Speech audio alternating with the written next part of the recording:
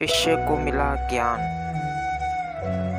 एक बार एक शिक्षक संपन्न परिवार से संबंध रखने वाले एक युवा शिष्य के साथ कहीं टहलने निकले।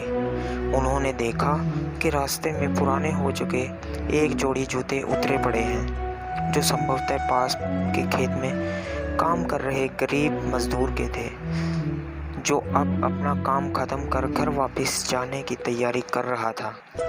शिष्य को मजाक सूझा। उसने शिक्षक से कहा, गुरुजी, क्यों न हम ये जूते कहीं छिपाकर झाड़ियों के पीछे छिप जाएं? जब वो मजदूर इन्हें यहाँ नहीं पाकर घबराएगा तो बड़ा मजा आएगा। शिक्षक गंभीरता से बोले, किसी गरीब के साथ इस तरह का भद्दा मजाक करना ठीक नहीं है। क्यों न हम इन जूतों में कुछ सिक्के डाल दें और छिप कर देखें कि इसका मजदूर पर क्या प्रभाव पड़ता है। शिष्य ने ऐसा ही किया और दोनों पास की झाड़ियों में छुप गए। मजदूर जल्द ही अपना काम खत्म कर जूतों की जगह पर आ गया। उसने जैसे ही एक पैर जूते में डाले, उसे किसी कठोर चीज का आभास हुआ।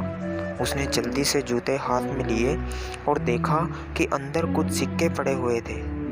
उसे बड़ा आश्चर्य हुआ और वो सिक्के हाथ में लेकर बड़े गौर से उन्हें पलट पलट कर देखने लगा। फिर वह इधर उधर देखने लगा। दूर दूर तक कोई नजर नहीं आया तो उसने सिक्के अपनी जेब में डाल लिए। अब उसने दूसरा जूता उठाया, उसमें भी सिक्के पड़े थे। मजदूर भाव विभोर हो गया। उसकी आंखों में आंसू आ गए। उसने हाथ जोड़कर ऊपर देखते हुए कहा, हे भगवान, समय पर प्राप्त हुई इस सहायता के लिए उस अनजान सहायक का लाख लाख धन्यवाद। उसकी सहायता और दयालुता के कारण आज मेरी बीमार पत्नी को दवा और भूखे बच्चों को रोटी मिल सकेगी। मजदूर की बातें सुन शिष्य की आंखें भर आई। शिक्षक ने शिष्य से कहा, क्या तुम्हारी मजाक वाली बात की अपेक्षा जूते में सिक्के डालने से तुम्हें कम खुशी मिली? शिष्य बोला, आपने आज मुझे जो पाठ पढ़ाया है उसे मैं जीवन भर नहीं भूलूंगा। आज मैं उन शब्दों का मतलब समझ गया हूँ जिन्हें मैं पहले कभी नहीं समझ पाया था, कि लेने की अपेक्षा देना कहीं अधिक आनंददायी है।